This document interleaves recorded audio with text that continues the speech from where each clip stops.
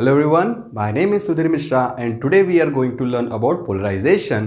तो copy pen निकाल लो और नोट्स बनाना शुरू करो। तो चलिए शुरू करते हैं। ओके, सो पोलराइज लाइट और अनपोलराइज लाइट के बारे में हम देखेंगे। पिछले लेक्चर में भी हमने यही देखा था, बट वहां पे हम जस्ट थोड़ा सा इंट्रोडक्शन देखा था कि किस तरीके से अनपोलराइज लाइट के डायरेक्शन ऑल पॉसिबल डायरेक्शन होते हैं। अब हम देखेंगे कि पोलराइज लाइट के बारे में पहला पॉइंट क्या होता है बच्चों। Vibration of electric field vectors are limited to one place in polarise light, जबकि अनपोलराइज लाइट में जो डायरेक्शन होता है इलेक्ट्रिक फील्ड वेक्टर का वो क्या होता है, ऑल पॉसिबल डायरेक्शन होता है। जैसा कि मैंने आपको बताया था, एक एटम जो कि एक स्फीयर है, उसमें जो इलेक्ट्रॉन थे वो higher orbit to lower orbit jump कर रहे थे, तो वहां से क्या इमिट हो रही थी, लाइट इमिट हो रही थी। और वो लाइट के डायरेक्शन क्या थे, ऑल पॉसिबल डायरेक्शन थे।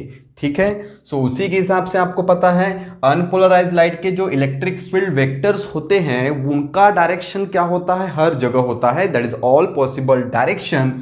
और पोलराइज लाइट में जो vibration of electric field vector होते हैं they are limited to only one place and only in one direction. So उसके बारे में हम डायग्राम देखेंगे कैसे बनेगी।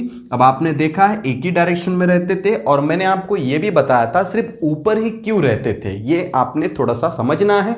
मैंने उसके लिए क्या लिया था, एक क्रिस्टल लिया था, डाइक्रोइज्म प्रॉपर्टी शो करता था वो, जिसका नाम था कैल्साइट क्रिस्टल। फिलहाल के लिए मैं वो डायग्राम बताता हूं कैसे होंगे, ऊपर और नीचे। ठीक है, मैंने कुछ ऐसे आपको कई सारे एटम बताए थे और आपको बताया था कि इन एटम में से जो रेस पास होगी, लाइट हम ऐसी पास कर रहे हैं। ठीक है, लाइट हम कहां से पास कर रहे हैं, सामने से पास कर रहे थे। तो आपने देखा होगा वहां से जो वाइब्रेशन थे इलेक्ट्रिक फील्ड वेक्टर के सिर्फ यही पास होते थे, क्योंकि हमको पता है लाइट क्या होगी, ऑल पॉसिबल डायरेक्शन में ट्रैवल करती है। ठीक है, ये ऑल पॉसिबल डायरेक्शन में ट्रैवल करती है। बोले तो इलेक्ट्रॉन ऑल डायरेक्शंस में क्या होता है, बोले तो जंप करता है। यानी इलेक्ट्रॉन ऊपर से भी जंप करता है, इलेक्ट्रॉन राइट से भी जंप करेगा, सामने से भी जंप करेगा। मतलब एक स्फीयर है और उसमें क्या है, एटम की बात कर रहा हूं। एटम एक स्फीयर है जिसमें कई सारे इलेक्ट्रॉन हैं ऑर्बिट में, और उस ऑर्बिट के इलेक्ट्रॉन हर जगह से क्या हो रहे हैं, जंप कर रहे हैं हायर टू लोअर, तो लाइट इमिट कर रहे हैं। उसी तरीके से हमने बताया था, जैसा मैंने यहां पे लिया तो यहां पे क्या होगा, ये तो इलेक्ट्रिक फील्ड वेक्टर एब्जॉर्ब हो गए, ये भी एब्जॉर्ब हो गए, बट बचे कौन से, वर्टिकल वाले। इसलिए मैंने आपको क्या शो किया था, vertical line for polarise light. और आपने देखा था एक टुवर्ड्स एंड अवे, ये भी एक क्या होता है, आपके इलेक्ट्रिक फील्ड वेक्टर्स होते हैं। यानी कि मैं अगला क्या बनाने वाला हूं, ऐसे पॉइंट बनाने वाला हूं। ठीक है, सो ये आपका बन गया। अब हम देखेंगे डायरेक्शन जो है, लाइट तो ऐसे जा रही है, so velocity of light this is, and ये क्या आपके इलेक्ट्रिक फील्ड वेक्टर्स। ठीक है, आई होप कि आप समझ रहे होंगे, आपने पिछला लेक्चर देखा होगा, सो आपको चीजें अच्छे से समझ में आ जाएगी। हम ज्यादा नहीं बनाएंगे, बस इतने ही बनाएंगे। तो ये क्या है, डायरेक्शन ऑफ लाइट हो गई, और उसकी इलेक्ट्रिक फील्ड वेक्टर उस पे इस तरीके से परपेंडिकुलर है, जो कि अप एंड डाउन आपको शो किया है मैंने एरो से। ये आपका क्या होगा, ये आपके तरफ आ रहे हैं और ये आपसे दूर जा रहे हैं। यानी इलेक्ट्रॉन क्या जंप कर रहा है, आपका ऑर्बिट में इलेक्ट्रॉन कुछ इस तरीके से जंप कर रहा है, और यहां पे क्या हो रहा है, आपके तरफ आ रहा है, दैट इज टुवर्ड्स, तो इलेक्ट्रॉन यहां से यहां जंप कर रहा है। ठीक है, ये इमेजिन करना था आपको। फिलहाल के लिए हम इसको डायग्राम में बना लेते हैं। तो इस तरीके से आप इसको रिप्रेजेंट कर सकते हो। ये आपकी क्या बन गई, polarise light. This is a graphical representation of polarise light. So diagram की बात यहां करेंगे। यहां मैंने आपको बताया था डायग्राम, इलेक्ट्रॉन क्या होंगे, हर पॉसिबल डायरेक्शंस में क्या करेंगे, जंप करेंगे हायर टू लोअर। सो यहां पे क्या बनेगा, ऑल पॉसिबल डायरेक्शन। सो ये मेरी हो गई unpolarise light. Done. So I hope कि आपको चीजें समझ में आ रही होगी। इस तरीके से हम अनपोलराइज लाइट शो करते हैं। एक और तरीका मैंने आपको बताया था कि ये तो हो गया इसका फ्रंट प्लस साइड व्यू। ये कौन सा हो गया, फ्रंट, और हम अब क्या पढ़ेंगे, इसका साइड व्यू। ये साइड व्यू से कैसे दिखता है, तो साइड व्यू से क्या दिखेगा, हमें सिर्फ ऊपर की तरफ दिखेगा, ऊपर नीचे वाले दिखेंगे हमको। हम साइड से देख रहे हैं, लाइट ऐसे आ रही है, हम साइड से देख रहे हैं, तो हमें क्या दिखेगा, ऊपर नीचे दिखेगा और एक डॉट दिखेगा। तो ये रिप्रेजेंटेशन है। अगर आपने इमेजिन नहीं किया होगा तो एटलीस्ट आप ये रिप्रेजेंटेशन को ध्यान में रखेंगे। सो लाइट इस डायरेक्शन में जा रही है। ओके, सो ये ऐसा बना लिया तो भी चलता है, नहीं बना है तो कोई प्रॉब्लम नहीं है। ठीक है, ये मैंने एरोस बना ली। ओके, सो अब हम देखेंगे कि पॉइंट नंबर थर्ड में क्या बोलता है, जो मैंने आपको डायग्राम से शो किया वही बोलता है, electric component only in one direction, that is in this direction. और यहां पे भी आप देख सकते हैं इलेक्ट्रिक वेक्टर जो है वो क्या है, एक ही डायरेक्शन में है, that is away and towards, और यहां पे क्या है, up and down. Okay, so in every direction देख सकते हैं आप, ये एक हो गया, ये एक हो गया, और क्या हो गया, इतने सारे हैं यहाँ पे, ऑल पॉसिबल डायरेक्शन आप बोल सकते हैं। एवरी डायरेक्शन वर्ड यूज करो या तो ऑल पॉसिबल डायरेक्शन, यानी पहला पॉइंट कुछ सिमिलर है तीसरे पॉइंट के, ठीक है। Okay, point number 4, no difference in image detail, काफी इंपॉर्टेंट है, जिसको कुछ इस तरीके से समझेंगे हम कि अगर पोलराइज लाइट किसी ऑब्जेक्ट पे पड़ती है तो क्या वो ऑब्जेक्ट का कलर चेंज होता है? नहीं, ऑब्जेक्ट का कलर वैसा ही होता है। अगर ऑब्जेक्ट के पास आंख, नाक, कान, पैर है तो वो लाइट अगर उस ऑब्जेक्ट पे पड़ी या फिर किसी इंसान पे वो लाइट पड़ी तो इंसान हमें वैसा ही दिखेगा, और अगर अनपोलराइज लाइट उस इंसान के ऊपर पड़ी तो वो इंसान की इमेज हमारी आंखों को वैसे ही दिखेगी। तो फर्क किसका पड़ता है बच्चों? फर्क पड़ता है उसके इंटेंसिटी का। पहले वो पर्सन हमें क्लियर दिख रहा था, एकदम शार्प दिख रहा था, जैसे ही अनपोलराइज लाइट पड़ी, लेकिन अगर पोलराइज लाइट उस पर्सन पे पड़ती है तो वो पर्सन हमें इतना ब्राइट एंड क्लियर नहीं दिखता है। बोले तो क्या कम पड़ता है, क्या मतलब किस चीज में कमी आती है? ब्राइटनेस में।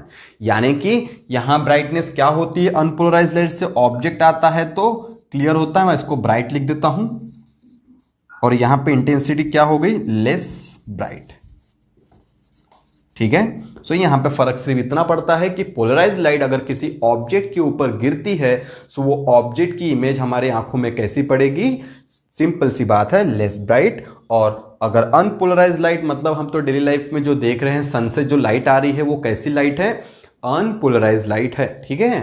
ओके, सो हम बात करेंगे आगे कुछ डेफिनेशंस की। जैसे पहली डेफिनेशन आपके लिए दी है, plane of vibration. Plane of vibration का ही मतलब वही है जहां वाइब्रेशन किसके होंगे? पोलराइज लाइट के। The plane in which vibration of polarise light takes place is called as plane of vibration. Plane of polarisation का मतलब है the plane perpendicular to plane in which there is no vibration of polarise light takes place. There is no vibration of polarise light takes place, क्योंकि यहां पे जो word use किया है polarisation, polarisation का मतलब होता है restriction of light in a particular plane, ठीक है। सो यानी कि हम क्या कर रहे हैं, no vibration of polarise light, क्योंकि पोलराइजेशन का ही मतलब होता है रेस्ट्रिक्शन ऑफ लाइट, ठीक है। आगे बढ़ेंगे। अब इनकी मेथड्स जो होती है पोलराइज लाइट प्रोड्यूस करने की, number 1 reflection, refraction, polaroids, scattering, property of dichroism जो इन कैल्साइड और क्वार्ट्ज मटेरियल। ये बात मैंने आपको स्टार्टिंग में ही बताई थी, और आज मैंने थोड़ा सा उसके बारे में बताया कि किस तरीके से क्रिस्टल के अंदर से जो लाइट आती है वो कैसी होती है, पोलराइज्ड होती है।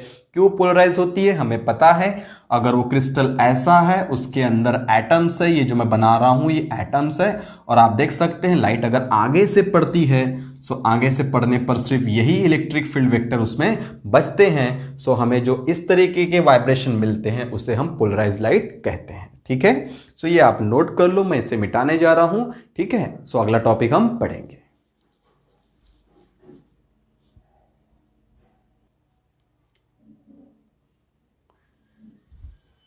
तो टॉपिक को स्टार्ट करने से पहले मैं एक छोटा सा तरीका आपको बता देता हूं कि किस तरीके से हम पोलराइड का यूज करके पोलराइज लाइट बनाते हैं। जैसे कि मान लेंगे एक अनपोलराइज लाइट लेंगे हम, जो कि सन से आ रही है, ठीक है। अभी एग्जाम्पल को लिख सकते हो, मैं लिख देता हूं यहां पे सन। सन से कौन सी लाइट आ रही है? Unpolarised light, unpolarised light. So कैसे आएगी? ऑल पॉसिबल डायरेक्शन में। इसके इलेक्ट्रिक फील्ड वेक्टर्स क्या होंगे? ऑल पॉसिबल डायरेक्शन में वाइब्रेट करेंगे, ठीक है। अब क्या करेंगे, या तो ऐसा आप बना लो, या फिर इजी एक तरीका है मैंने आपको बताया, इसको मैं मिटा देता हूं, ये तरीका भी चलेगा, सही तरीका है, ऐसा कुछ नहीं है, बट एक इजी तरीका, सिंपल तरीका मैं आपको बताता हूं, ये, ठीक है। ये एक रिप्रेजेंटेशन होता है, ये आपकी अनपोलराइज लाइट आ रही है। अब ये लाइट आ रही है, बीच में हमने क्या लगा दिया? एक पोलरॉइड। बीच में हमने क्या लगा दिया? पोलरॉइड। या तो इसी को आप बोल सकते हो पोलराइजर, इसी को आप बोल सकते हो पोलराइजर, या फिर इसको हम कभी कभी क्या बोलते हैं एनालाइजर। ऐसे नाम आपको न्यूमेरिकल्स में दिखेंगे क्योंकि हम इसके ऊपर अब थोड़ी देर में क्या पढ़ेंगे, फॉर्मूला पढ़ेंगे। ठीक है, ये छोटी सी बात आपको समझ में आ गई है। अब जैसे कि अनपोलराइज लाइट, अब आपको पता है ये ऑल पॉसिबल डायरेक्शंस में है, मैंने स्टार्टिंग में बताया था। ठीक है, तो जैसे ही लाइट इस पोलराइड से निकलेगी तो हमें क्या मिलेगा, हमें सिर्फ और सिर्फ ऐसे वाइब्रेशन मिलेंगे, या तो ऐसे वाइब्रेशन या तो ऐसे वाइब्रेशन। ठीक है, ये होता है पोलराइज लाइट। मैं इसको मिटा देता हूं, ये कौन सी लाइट है, पोलराइज लाइट। ठीक है, सो पोलराइज लाइट से इस तरीके से हम कुछ चीजें का यूज करते हैं। जैसे कि मैं अगर बोलता हूं पोलराइज लाइट से क्या होती है, इंटेंसिटी डिक्रीज होती है। तो मैं बता देता हूं आपको, अनपोलराइज लाइट हमने यूज की, पोलराइड लगाया और क्या मिला, हमने पोलराइज लाइट मिली। अब छोटी सी बात नोट कर लेंगे इस चीज को, पोलराइज लाइट के सामने अगर कोई ऑब्जेक्ट है तो अब जो हमें इमेज मिलेगी, intensity intensity of image is half, intensity of image is half. यानी कि पोलराइज लाइट से जब कोई ऑब्जेक्ट की इमेज आती है तो उसकी इंटेंसिटी क्या होती है, सीधी हाफ हो जाती है। अब आप बोलेंगे हाफ ही क्यों, ठीक है, क्वेश्चन आपके सामने क्या आएगा, हाफ ही क्यों। तो बच्चों यहां पे पोलराइज लाइट में सिर्फ और सिर्फ हमें क्या मिलता है, इलेक्ट्रिक फील्ड वेक्टर, जो कि कैसे होते हैं, सिर्फ और सिर्फ परपेंडिकुलर होते हैं, दैट इज अ वर्टिकल होते हैं प्लेन के ऊपर। और ये वर्टिकल कंपोनेंट होता है इन सभी इलेक्ट्रिक फील्ड वेक्टर का। ठीक है, यहां पे कई सारे, जैसे कि ये इलेक्ट्रिक फील्ड वेक्टर है, आप बोलेंगे कि आप सिर्फ इसकी बात कर रहे हो, यहां पे वर्टिकल तो है लेकिन यहां पे जो हॉरिजॉन्टल भी इलेक्ट्रिक फील्ड वेक्टर है उनका भी वर्टिकल कंपोनेंट, मैं बात कर रहा हूं इन सभी इलेक्ट्रिक फील्ड वेक्टर के वर्टिकल कंपोनेंट। और पूरे इलेक्ट्रिकल फील्ड के जो वेक्टर्स होते हैं सिर्फ और सिर्फ हमें वर्टिकल वेक्टर ही मिलते हैं जो कि इस पोलराइड से पास होते हैं। यानी हमें लाइट कैसे मिलती है, हाफ, इंटेंसिटी उसकी हाफ मिलती है। सो ये छोटी सी बात थी कि पोलराइज लाइट से जब भी कोई ऑब्जेक्ट की इमेज हमें मिलती है सो इसकी इंटेंसिटी क्या होती है, हाफ। तो इसी इंटेंसिटी के बारे में एक साइंटिस्ट थे मैलुस या फिर मालूस, ठीक है, ऐसा नाम है उनका। तो उनके लॉ के बारे में हम पढ़ेंगे, सो मालूस लॉ हम पढ़ते हैं। ठीक है, मैं इसको मिटा देता हूं। एक छोटी सी बात थी कि कैसे हम पोलराइज लाइट से ऑब्जेक्ट की इमेज की इंटेंसिटी हाफ कैसे मिलती है। ठीक है, अब हम सीधी बात पे आते हैं और इंपॉर्टेंट चीज पढ़ते हैं, मैलुस लॉ। अब मैलुस लॉ ने क्या दिया, Malus law gives the intensity of light of a linearly polarised light. ठीक है, intensity of polarised light after it passes through polaroid और पोलराइजर। ठीक है, और इन्होंने कहा था intensity is directly proportional to cos square theta. ये इंपॉर्टेंट फॉर्मूला इनका, ये फेमस फॉर्मूला है। ठीक है, तो इस चीज को मैं डिटेल में एक्सप्लेन करता हूं, तो इसके लिए मैं इसको मिटा देता हूं, आप थोड़ा सा नोट कर लो। ओके, सो स्टार्ट करते हैं। तो अब हम देखेंगे कि ये है हमारी पोलराइज लाइट। ठीक है, ये जो मैंने बनाया वर्टिकल, थोड़ा बड़ा कर देता हूं इसको मैं, ये मेरी क्या है, पोलराइज लाइट है।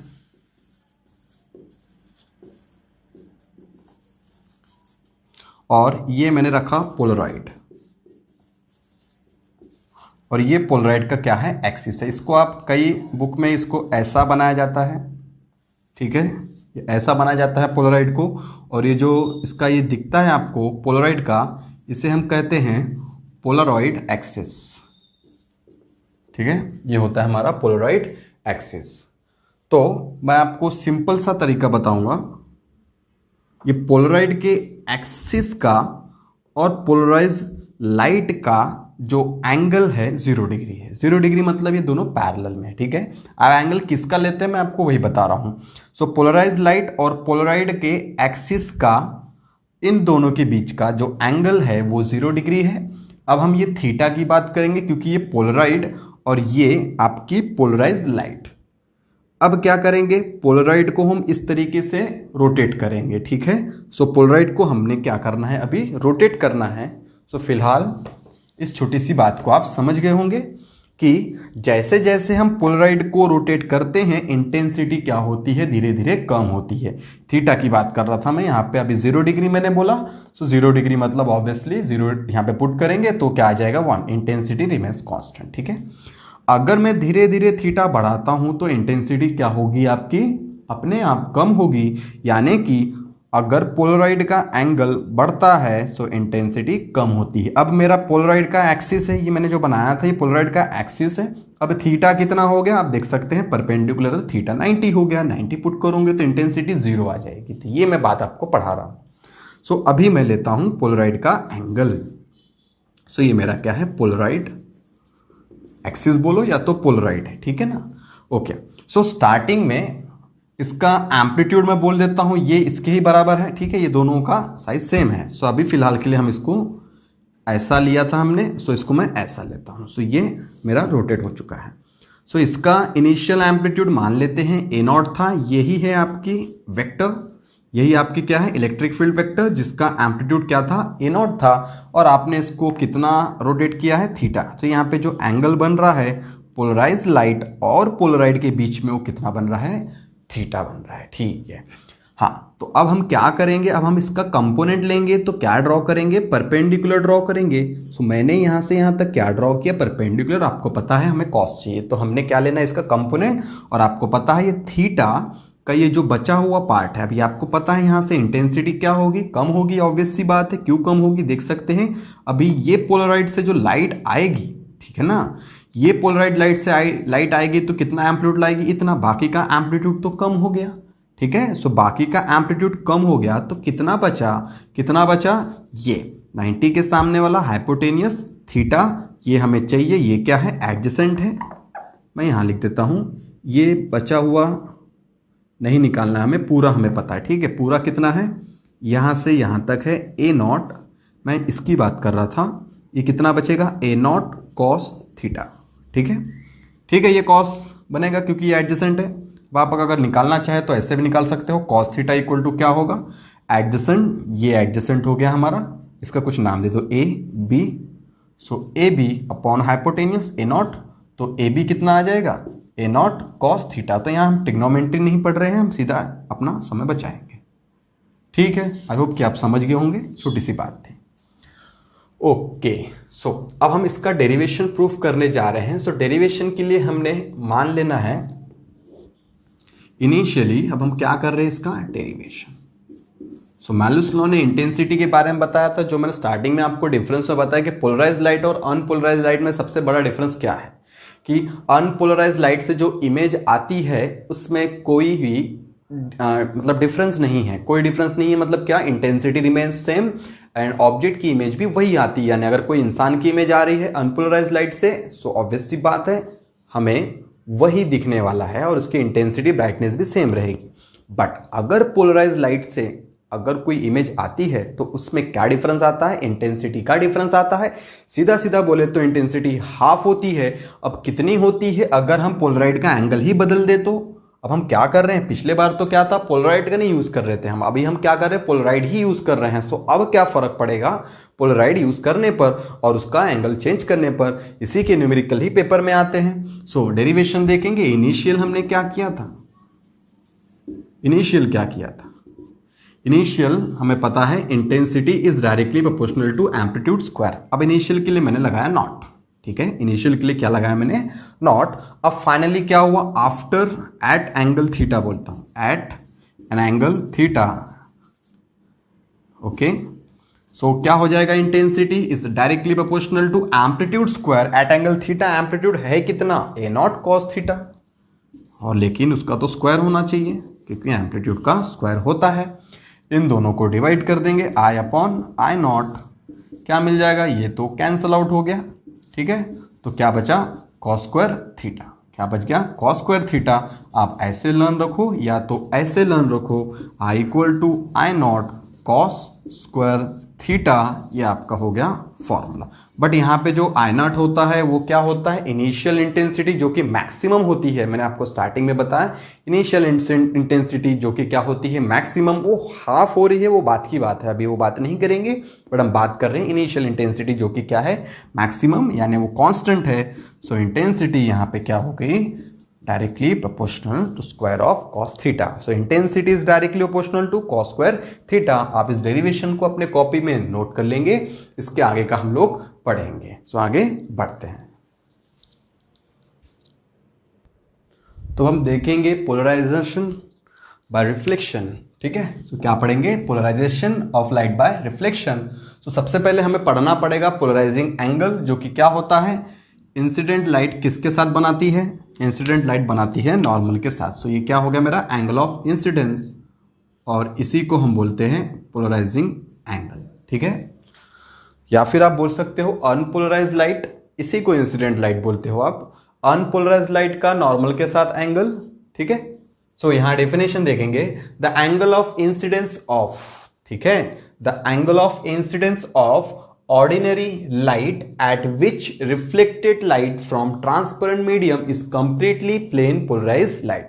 जैसा कि आपको डायग्राम में दिख रहा है उसी तरीके की डेफिनेशन है, एक बार डबल देख लो। क्या बोला है, angle of incidence of ordinary light at विच, ठीक है, angle of incidence of ordinary light या तो unpolarised light in which reflected light from transparent medium, this is the reflected light from a transparent medium, ये glass आप मान लेंगे इसको, second medium मैंने ग्लास ले लो, ठीक है, इन विच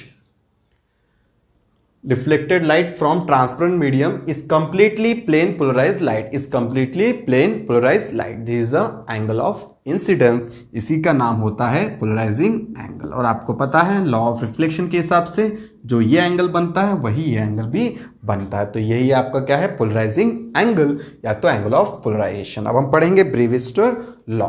क्या बोलता है ब्रेविस्टर लॉ, यही बोलता है, ठीक है। तो क्या बोलता है, टेंजेंट ऑफ पोलराइजिंग एंगल, ठीक है, tangent of polarising angle is equal to constant. आप ऐसे भी पढ़ सकते हो, tan IP equal to n। क्या होगा, किसके रिस्पेक्टिव लाइट आ रही है, फर्स्ट मीडियम से तो ऊपर, और सेकेंड मीडियम का रिफ्रैक्टिव इंडेक्स। इस तरीके से इसको लिखा जाता है, सिंपल तरीका मैंने आपको बताया, ये याद रखो आप, ठीक है। तो स्टेटमेंट क्या होगा, आप खुद से लिखेंगे, tangent of polarising angle is equal to constant, is equal to constant is called refractive index of that refracting media, ठीक है। सो अब इसकी डायग्राम आप नोट करेंगे, ये डायग्राम आपको दिख रही है, यहां से क्या हो रहा है, अनपोलराइज लाइट आ रही है रेयर मीडियम से, और डेंसर मीडियम में क्या बन रही है, पार्शियली पोलराइज लाइट, ये ग्लास आप मान लेंगे, और यहां से जो रिफ्लेक्ट हो रहा है वो क्या बन रही है, प्लेन पोलराइज लाइट बन रही है। यानी कि अनपोलराइज लाइट क्या होती है, पार्शियली पोलराइज होती है दूसरे मीडियम में, और पहले मीडियम में रिफ्लेक्ट होकर जब आती है, रिफ्रैक्ट हुई है और यहाँ पे रिफ्लेक्ट हुई है, तो रिफ्रैक्शन होने पर पार्शियली पोलराइज होती है, और रिफ्लेक्ट होकर क्या होती है, प्लेन पोलराइज लाइट होती है। सो इसमें सभी के नाम दिए हैं, एक्स वाई आपको पता है, A B is a incident ray, जिसका नाम आप ऑर्डिनरी रे या तो अनपोलराइज लाइट बोल सकते हैं, बी सी आपको पता है, it is a reflected ray या तो आप बोलो प्लेन पोलराइज लाइट, और लास्ट में हम बात करेंगे एन एन डैश की, जो कि आपका क्या होगा, नॉर्मल रे, और B D is a partially polarise light या फिर आप रिफ्रैक्टेड रे बोल सकते हो। लेकिन इंपॉर्टेंट चीज यहां पे ये जो एंगल बनेगा, रिफ्रैक्टिंग एंगल ऑफ पोलराइजेशन, और सबसे बड़ी बात ये दोनों आपस में क्या होंगे, 90 डिग्री, तब जाके हम क्या बोलेंगे, tan IP equal to constant known as refractive index. तो ये था आपका डायग्राम का एक्सप्लेनेशन, जो कि ज़्यादा नहीं है, बट इसका डेरिवेशन इंपॉर्टेंट है, इसलिए हम इसका डेरिवेशन प्रूफ करेंगे। सो आप इतना नोट कर लीजिए, आगे का हम पढ़ते हैं। अब यहाँ पे कुछ नाम आपको आ रहे हैं, जैसे कि मैंने ईरे ओरे आपको बताया, ये बहुत टफ काम नहीं है। ईरे क्या होता है आपको पता है, पोलराइज लाइट का ही दूसरा नाम क्या होता है, एक्स्ट्रा ऑर्डिनरी लाइट, ठीक है, और अनपोलराइज लाइट का ही दूसरा नाम क्या होता है, ऑर्डिनरी लाइट। सो ओरे भी उसका नाम होता है। सो डेरिवेशन में सबसे पहले हम क्या पढ़ेंगे, हमको पता है यहाँ पे थोड़ा सा ज्योमेट्री पढ़ेंगे। क्या ज्योमेट्री पता है हमें? ये पता है पूरा एंगल क्या होता है 180, यानी डेरिवेशन की अगर हम बात करें सबसे पहले हमें क्या पता है, IP plus 90 plus RP equal to कितना है 180। ठीक है, इसको सॉल्व करेंगे तो हमें क्या मिलेगा, ये फॉर्मूले के हिसाब से भी इंपॉर्टेंट है, IP plus RP equal to 90। ये इंपॉर्टेंट है इसलिए मैंने इसको बॉक्स पुट किया है। ठीक है, okay, IP plus RP equal to 90। We know that by Snell's law. क्या होता है स्नेल्स लॉ? क्या होता है स्नेल्स लॉ? स्नेल्स लॉ होता है the ratio of sine of angle of incidence to the sine of angle of refraction is always equal to constant known as refractive index. अब यहां से RP लेना पड़ेगा क्योंकि RP हमको दिया नहीं है, मैं यहां पे डायरेक्ट इसका यूज करता हूं। RP इक्वल टू कितना हो जाएगा 90 माइनस IP। ठीक है, यहां पे वैल्यू पुट कर देंगे, sine IP upon sine 90 minus IP,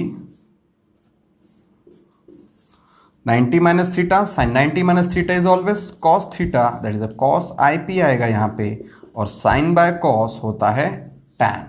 answer क्या आ जाएगा, tan IP equal to refractive index. Hence proof, क्या प्रूफ हो गया, tangent of polarising angle equal to constant known as refractive index.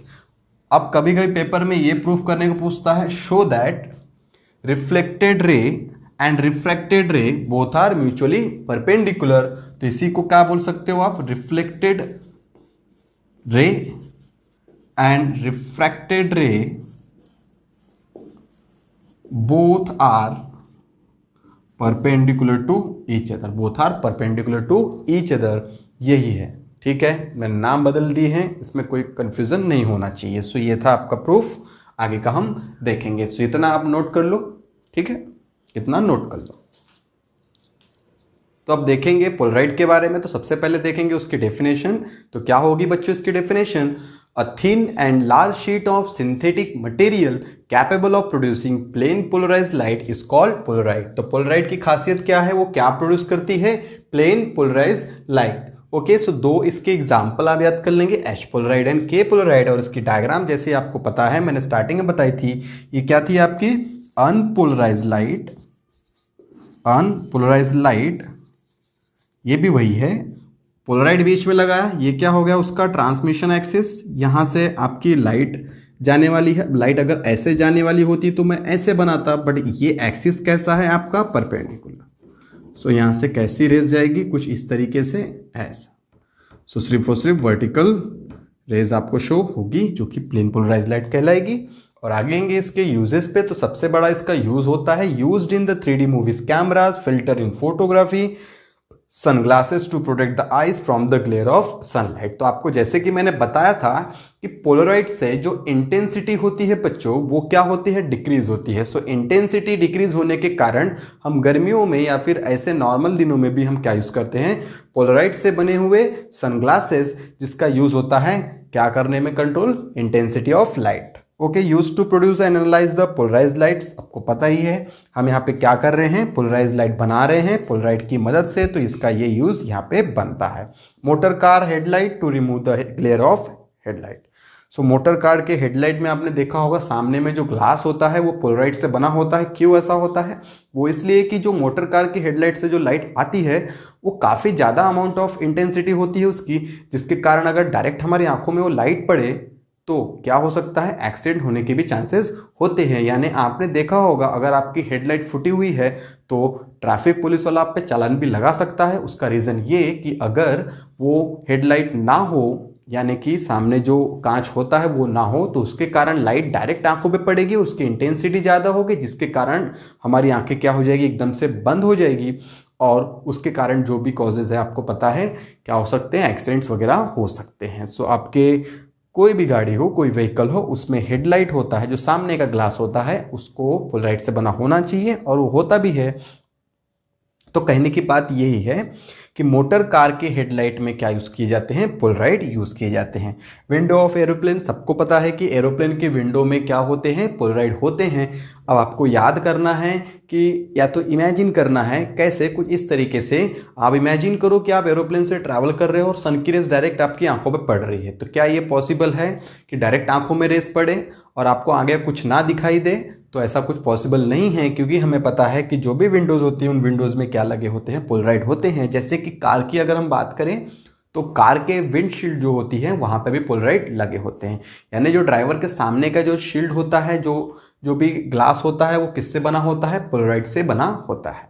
Okay, so used to improve the colour contrast in old oil painting, used in calculator, watches and monitors. ठीक है, and आगे बढ़ेंगे। डायक्रोइज्म मैंने आपको कई बार बता चुका हूं। डायक्रोइज्म में स्टार्टिंग में इंट्रोडक्शन में ही बताया था कि डायक्रोइज्म एक ऐसा मटेरियल, ऐसा क्रिस्टल जिससे दो प्रॉपर्टीज शो होती है। एक तो वो क्या करता है, ऑल पॉसिबल डायरेक्शन में ट्रैवल करने वाली लाइट को क्या करता है, एब्जॉर्ब करता है, और एक ही पर्टिकुलर जो लाइट होती है, लीनियरली पोलराइज्ड लाइट, उसी को पास करता है। It is used to produce the linearly polarised light, और उसका काम होता है पोलराइड बनाना। कौन सा पोलराइड, मैं एग्जांपल दिया, टर्मलाइन क्रिस्टल या तो टूरमलाइन क्रिस्टल। सो ये था पोलराइड के बारे में। आई होप कि आप समझ गए होंगे कि थ्योरेटिकली टॉपिक काफ़ी बड़ा है। सो आपको चीज़ों को अपनी कॉपी में लिखना पड़ेगा और अच्छे से नोट करना पड़ेगा। तो मैं आपको ओरे और ईरे के बारे में थोड़ा सा बता देता हूं एक बार और। ईरे का मतलब क्या होता है, एक्स्ट्रा ऑर्डिनरी लाइट, जो कि क्या होती है, प्लेन पोलराइज्ड लाइट। ठीक है, और ओरे क्या होता है, ओरे विद द ऑर्डिनरी लाइट, जो कि क्या होती है, अनपोलराइज्ड लाइट होती है। तो आप इतना ध्यान में रखेंगे। उसकी कुछ थ्योरेटिकल पॉइंट्स भी है जो कि इतना इंपॉर्टेंट नहीं है, इसलिए मैं आपको उतना डिटेल में लिखा के नहीं दे रहा हूं। तो फिलहाल आज के लिए इतना ही, बाकी का नेक्स्ट टाइम। Thank you.